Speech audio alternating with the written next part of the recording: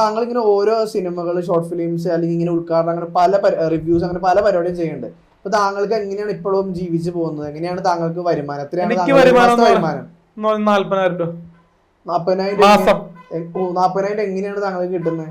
എനിക്കൊരു birthday wish പറയുമ്പോൾ birthday wish, കല്യാണ വിഷ്, മാമോദീസ വിഷ്, ആണ്ട്, കുർബാന, അങ്ങനെ എല്ലാത്തിനും ചർമ്മവാർഷികമൊക്കെ ഉണ്ടാവുമല്ലോ.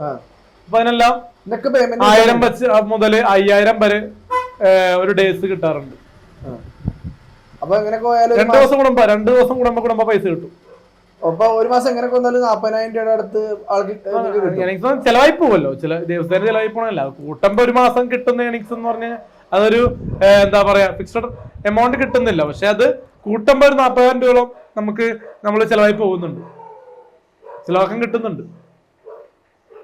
അപ്പൊ നിങ്ങളിപ്പോ നിങ്ങളുടെ ചാനലില് ഒരു പാട്ടൊക്കെ, കുറെ പാട്ടുകളൊക്കെ സപ്പോർട്ട് ചെയ്യാൻ നിൽക്കുന്നുണ്ട്, നിങ്ങൾ പ്രൊമോട്ട് ചെയ്യാൻ വേണ്ടി നിങ്ങൾ വരാറുണ്ട്. അപ്പൊ ഒരു പാട്ടിന് നിങ്ങൾ എത്ര രൂപയാണ് വാങ്ങിക്കാറ്? ഒരു പാട്ടിന് ഞാൻ 6000 വരെ വാങ്ങിക്കാറുണ്ട്. 6000 രൂപ വരെ തരാൻ ആൾക്കാരുണ്ട് നമ്മുടെ ഇവിടെ. ഇല്ലെങ്കിൽ വേണ്ട. ലേറ്റസ്റ്റ് ഉള്ള പാട്ടൊക്കെ നമ്മള് ഒരു പാട്ട് സപ്പോർട്ട് ചെയ്യാൻ ഇങ്ങോട്ട് പറഞ്ഞു കഴിഞ്ഞാൽ നമുക്കിപ്പോ ക്യാഷ് തരില്ലെന്ന് പറഞ്ഞാൽ നമ്മൾ പറ്റില്ല. കുറഞ്ഞത് ഒരു 500 രൂപയിൽ തരാണ്ട് ഒരു പാട്ട് ഞാൻ സപ്പോർട്ട് ചെയ്യാറില്ല. പിന്നെ അത് ഏറ്റവും പാവപ്പെട്ടതാണെങ്കിൽ 250 അല്ലെങ്കിൽ 150, അല്ല പൈസ തരാണ്ട് ഒരു പരിപാടി ഞാൻ ചെയ്യാറില്ല. പിന്നെ നമുക്ക് തോന്നുന്നത് നമ്മൾ പോസ്റ്റ് ചെയ്യും. കാരണം നമുക്കൊരു സിനിമയെ സപ്പോർട്ട് ചെയ്യണം. ഇപ്പോ അർജുൻ അശോകന്റെ ഒരു പടം, പുതിയൊരു പടം ഇറങ്ങാൻ പോകുന്നുണ്ട് ജനുവരിയിൽ. അത് അപ്പൊ തന്നെ ഞാൻ സപ്പോർട്ട് ചെയ്തു, ഷെയർ ആക്കി. പൈസ പേയ്മെന്റ് കിട്ടിയോ? ഇതെന്റെ ഒരു സന്തോഷം. കാരണം ബാക്കിയുള്ളവരുടെ ആൾക്കാരുടെയൊക്കെ ഇടാൻ പറഞ്ഞു കഴിഞ്ഞാൽ രൂപ 5000 തരാണ്ട് ഒരു പടത്തിന് ഞാൻ ഇങ്ങോട്ട് പറയുമ്പോ പ്രൊമോട്ട് ചെയ്യില്ല.